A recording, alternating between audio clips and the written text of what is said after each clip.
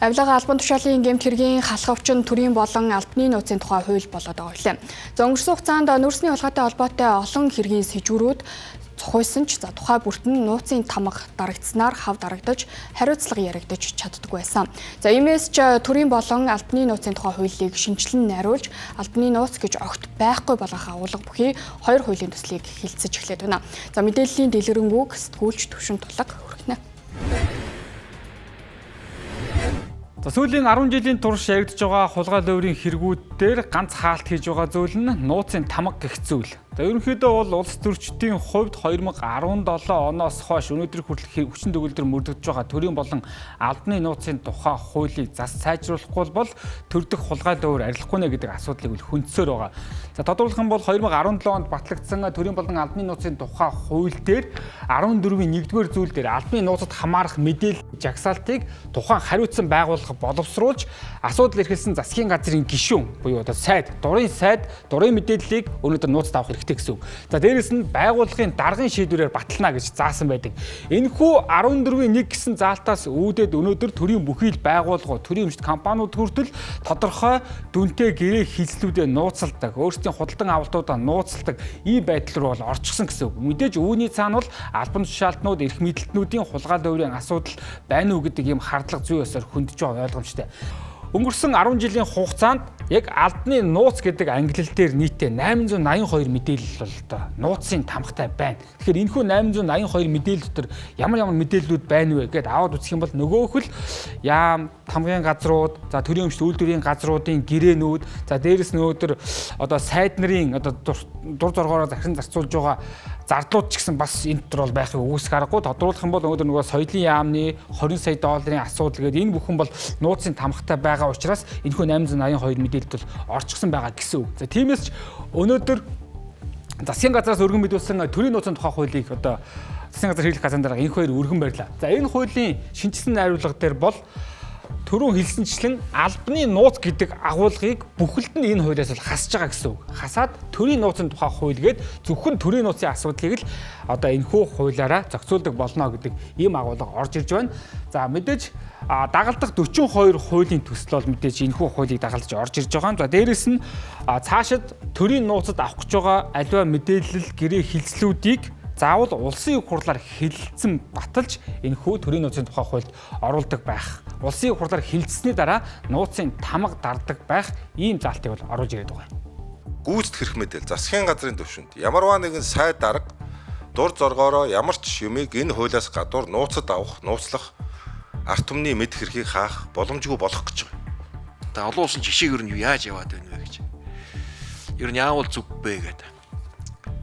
За олон улсын жишгээр бол нууцад хамаарах мэдээллийг тодорхойлохдоо мэдээллийн жагсаалтыг бол хуулиар бас хууль тогтоосон шалгуур хүрээг үндэслээд эрх бүхий гүйцэтгэх мэдлийн байгууллага баталдаг ийм загвар зөнхөлж байгаа.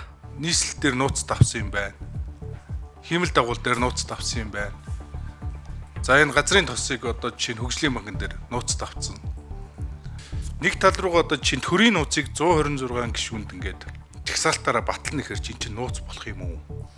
Зайлшгүй шаардлагатай зүйлээ нууцтай одоо нууцыг хамгаалагчийн эрх үүргийн цар хүрээ чинь томсож штэ. За нийслэл Улаанбаатар хот дээр хэрэгжиж байгаа томоохон төслөө. За дээрэс нь оюун эрдэнэ засгийн газрын үед ч гэсэн яригдчихсэн мега төслүүд 14 мега төслгээд үзэж та бүхнээс мэдэх бах. Тэгэхээр эдгээр том төслүүдийн хувьд бас тодорхой хувьд нь нууцын тамга бол дарагдсан байдаг. За тэгвэл цаашид төрийн нууцын тухай хууль дээр ямар нэгэн улс орны эдийн засгийн чиглэлээр хэрэгжүүлж байгаа мега төслүүдийг огт нууцад авч болохгүй гэдэг ийм хязгаарлалтыг ч бас оруулж байгаа гэдгийг бол хууль санаач хэсгийн зүгээс бол тайлбарлаж байгаа юм. За дараагийн яригдах хууль бол улсын их хурлын гишүүн цогтгэрэл нарын өргөн барьж байгаа бас төрийн нууцын тухай хууль. Ерөнхийдөө агуулгын хувьд хоёулаа адилхан.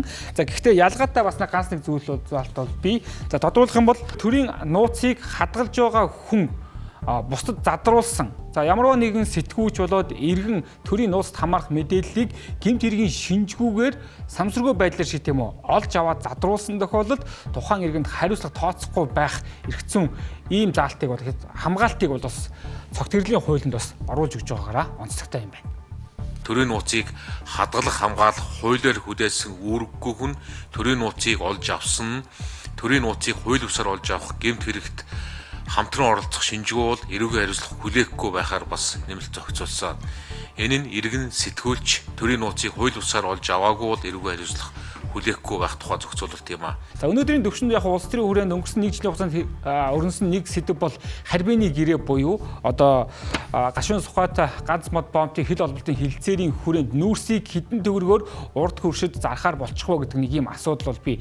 За тэгвэл өнөөдөр энэхүү гэрээ маань өөрөө олон улсын гэрээ гэдэг агуулгаар оршиж байгаа. Тэгвэл төрийн нууцад хамаарах мэдээллүүдийн жагсаалтанд бас энэхүү олон улсын гэрээ хийсүүд бол багтаж байдаг. За тэгвэл улсын хурлын гишүүдийн зүгээс хуулийн төслийг хилцэх явцад за яг энэхүү эдийн засгийн агуулгатай ийм гэрээ хийсүүдийг олон улсын гэрээ хийлцэлд үзэх үү үзэхгүй юу, нууцын тамга дарах уу дарахгүй юу гэдэг дээр бас тодорхой анхаарах шаардлагатай гэдгийг онцолж байна. Сангийн яам тэр үн тогтцоо процессыг мэдхийн тулд хятадын талаас асуухаар ийм залтуу.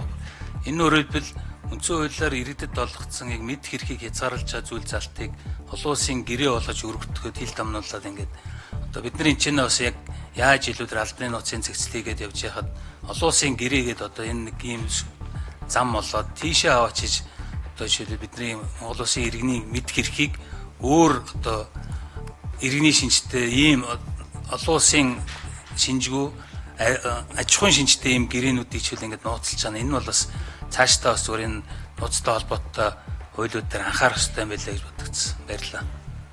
За төрийн нууцын жагсаалтыг анх бол 60 орчим байсан гэж түрүү хэлсэн. За тэгвэл засгийн газар нууцын жагсаалтыг тогтоогдох болсноор энэхүү нууцын хэмжээ бол 660 байснаас 500 болж нэмэгдсэн гэдгийг бол ерөнхийдөө улсын хурлын гишүүд цогтгөрөл бас онцоллоо. За тиймээс ч цаашдаа ямар асуудлыг нууцд хамааруулах вэ гэдгийг засгийн газар дур мэдэн шийдэхгүй зөвхөн улсын хурлаар хэлэлцэн шийдвэрлэдэг байхаар болж байна. За мэдээж төрийн нууцтай холбоотой асуудал учраас зарим асуудлыг нь хаалттай хэлэлцэн, за зарим ерөнхий сэдвүүдийг бол одоо нээлттэй хэлцэх боломжтой гэдэг агуулгууд бол хөндөгдсөн юм.